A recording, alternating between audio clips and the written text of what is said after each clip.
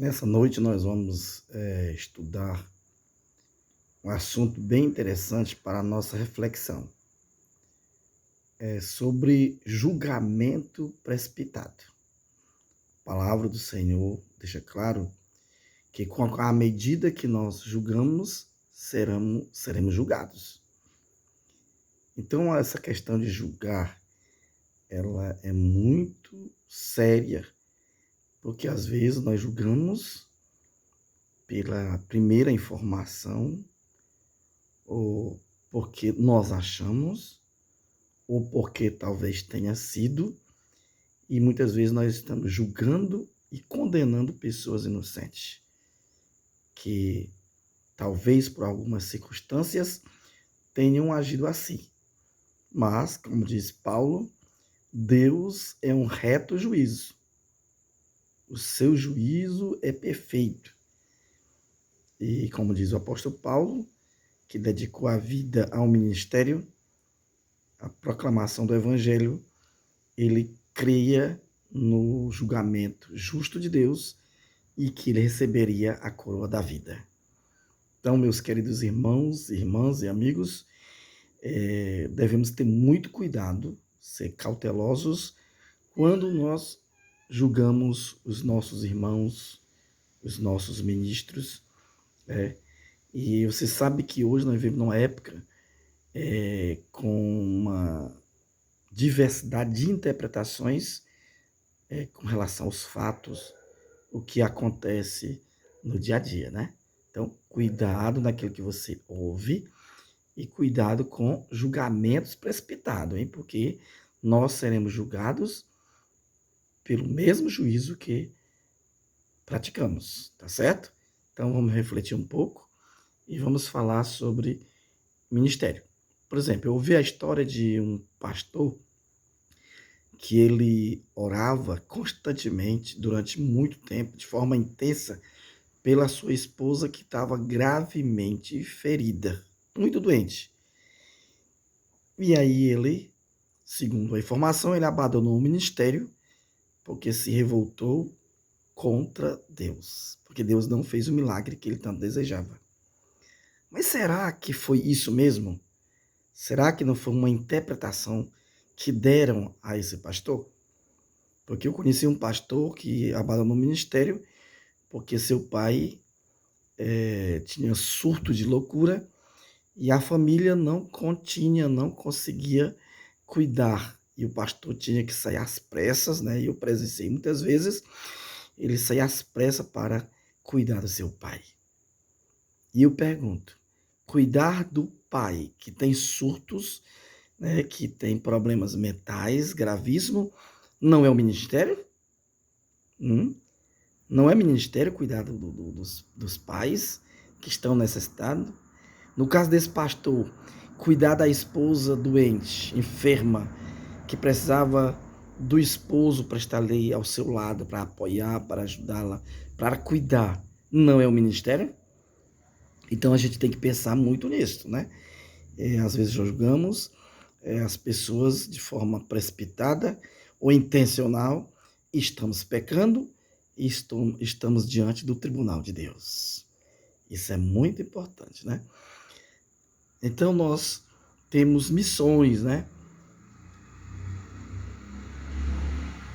A igreja tem muita missão, né?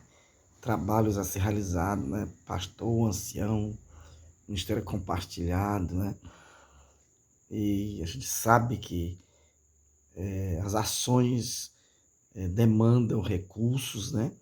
Nós precisamos ser fiéis nos dízimos, nas ofertas, em nossos pactos, né? Para que haja mantimento na casa do Senhor, para que os ministérios sejam desenvolvidos, né? E aí nós vivemos em um planeta que chega ao final, né? Temos que ter uma esperança viva, né? Termos uma fé inabalável e nós precisamos também estar envolvidos na missão e nos preparar, porque em breve o nosso rei virá, né? Jesus está voltando, essa é a nossa grande esperança, né? E aí nós precisamos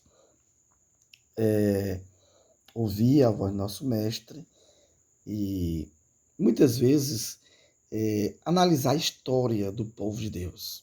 E nós sabemos que a salvação é uma graça. Deus tirou o povo do Egito e lhe concedeu uma terra como herança. Mas Israel merecia aquela terra? Não, eles não mereciam. Foi a graça de Deus, foi o amor de Deus estendido ao povo de Israel, e não só a Israel, mas para todo o mundo. O objetivo de Deus era, por meio de seu povo, abençoar todas as nações. Deus deixou claro para Abraão que por meio dele seriam abençoados todas as nações, toda a terra seria abençoada por meio do ministério de Abraão. Né? E aí, como servos do nosso Deus, né, nós temos que ter paixão e compromisso na obra do Senhor. Mas nós vivemos num período confuso, muitas interpretações, muitas polêmicas, né? Muitos julgamentos precipitados, né? Hoje vivemos num período de pandemia, mas a maior pandemia é a falta de compromisso, a falta de amor, de compaixão, de misericórdia, né? E muitas vezes nós exercemos a nossa liderança, mas buscando uma honra própria. E muitas vezes esquecemos de honrar e glorificar o Senhor que nos tirou do mundo, do pecado, da idolatria, da concupiscência, né, das paixões, para fazer parte do seu reino. Então, todos nós somos convidados a exercer isso com amor, com carinho, com dedicação. Mas, voltando à questão do julgamento, né? Compromisso e paixão. Nós sabemos que os nossos ministros, nossos pastores, né, as nossas lideranças, os homens que foram ungidos para proclamar que esse mundo está de mal a pior, está chegando ao fim, nosso planeta cambaleia, né? Mas temos a viva esperança, né? Em breve Jesus voltará. E aí, voltando à questão do julgamento, né? O pastor deixou o ministério para cuidar da esposa. A ideia que passamos é que o pastor abandonou porque perdeu a fé, se revoltou contra Deus. E aí nós, muitas vezes, agimos assim com os nossos irmãos. E hoje também tenho experimentado, né?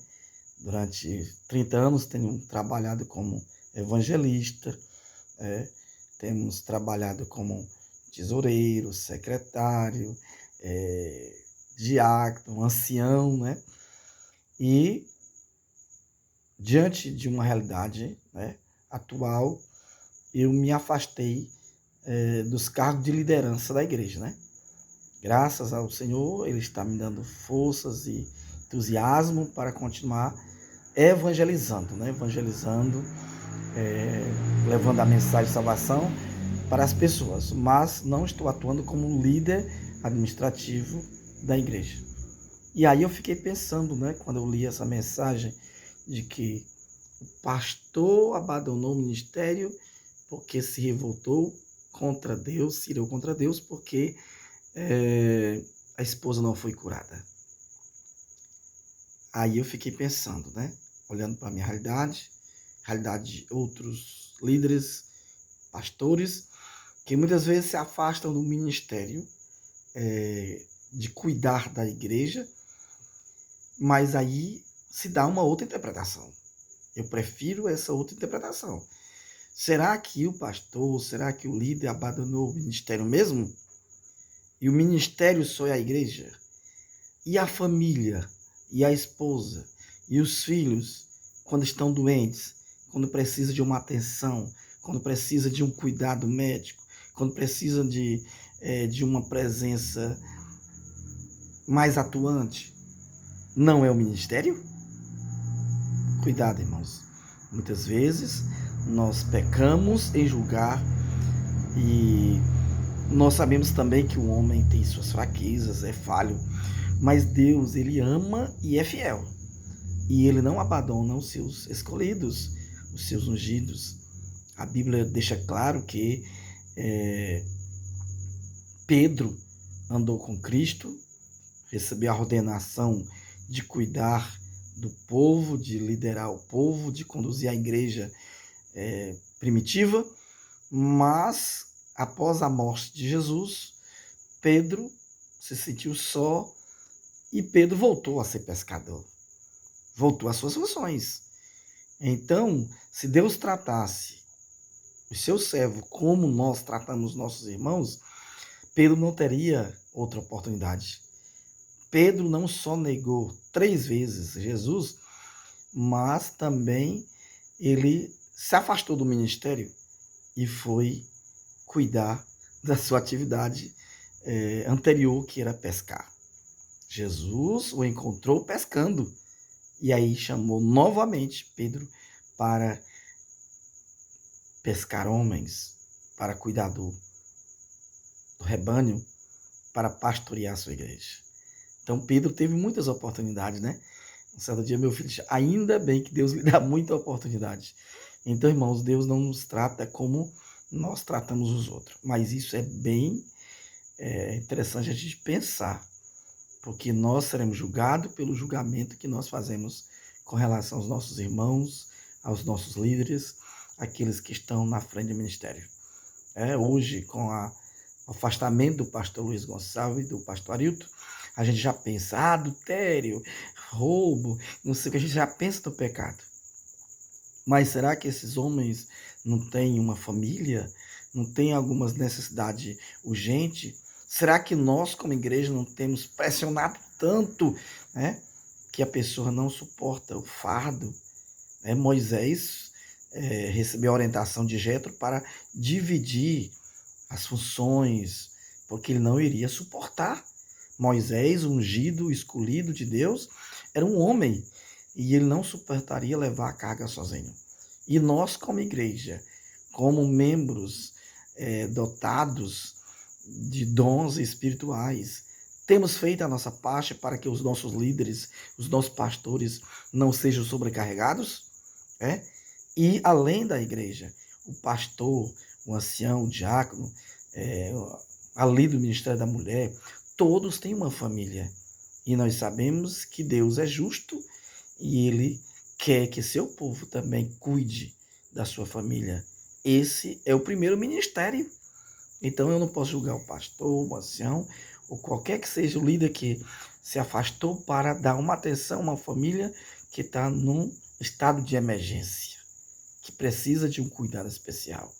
Cuidar da família, cuidar do pai, cuidar da mãe, da esposa, dos filhos, é também um ministério sagrado que Deus nos confiou, é um legado, né, que o Senhor irá nos abençoar e nos dar a coroa da vida para a qual Ele pagou o preço, para que tenhamos vida. Então, irmãos, vamos aprender a ouvir primeiro, dar atenção e não fazermos julgamentos precipitados, porque Cristo, o nosso Mestre, deixou claro, com a medida que julgamos, nós seremos julgados.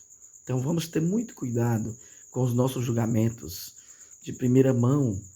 Porque o pastor abandonou a obra, porque o pastor saiu, porque o pastor fez isso, porque o pastor fez aquilo.